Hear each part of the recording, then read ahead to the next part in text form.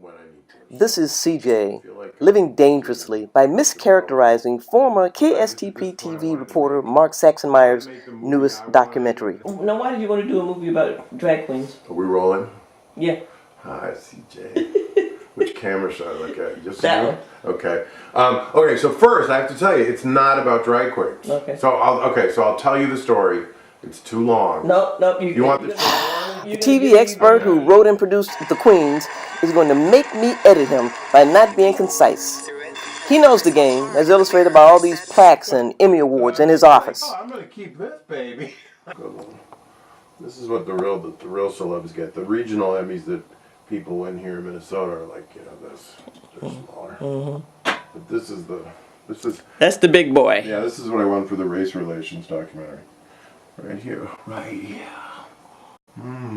Right, Des? Look at that. It's as big as you. It's as big as you. Mark is executive director of the long-format filmmaker The Reporters, which I suspect is Mark's strong reaction to how little time TV news reporters get to tell a story. The Queens is about these performers' quest to win the title of Miss Continental, a beauty pageant more interesting than all the rest.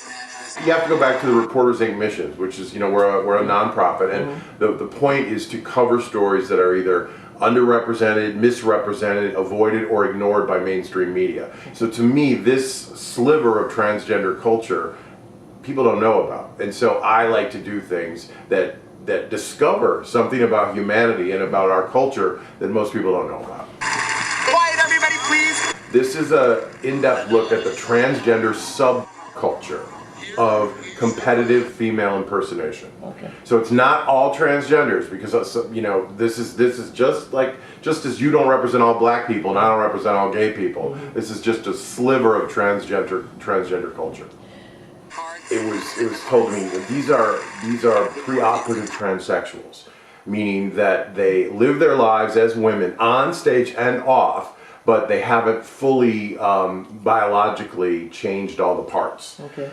And me just saying that today would be really offensive to a lot of transgender activists, because at this point in time we've come a long way, and you don't talk about that anymore. Right. Someone's genitalia. Well, I know it's rude to ask, have you had the surgery? Yes. Yeah, like when Caitlyn Jenner had the surgery, she said, okay, now no more questions about that. I'm done talking about it, because do you want me to ask you about your vagina or penis? I mean, it's not something that comes up in casual conversations. Can you read the faces of women who are jealous when they look at a female impersonator and realize she's pulling off being a woman better than they are? That's a whole segment of the film. We interview audience members who literally watch these performers, and they're either jealous or they get mad almost, as if I can't look like that. I mean, how do they do that? This isn't, and they'll be like, this is a stereotypical perception of female beauty, and it angers them because most women don't go around looking all made up. And the best retort to that by one of the performers at the Baton was like, yeah, you can look like this. You have female hormones. I don't. So come on now. If I can do it, you certainly can.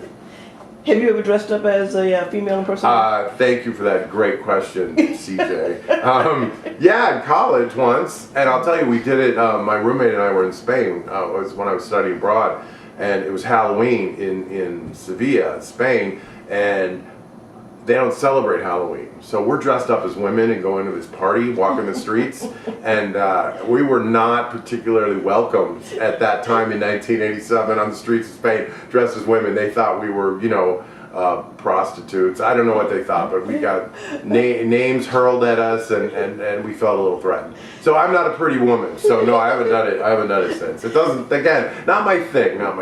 If you watch the film, I think, about a quarter into it, most people who watch it lose sight of the transgender notion. They really believe they're watching women, because they are women, and there's no real signs of maleness in this. Have you ever witnessed a wardrobe malfunction below the equator on stage?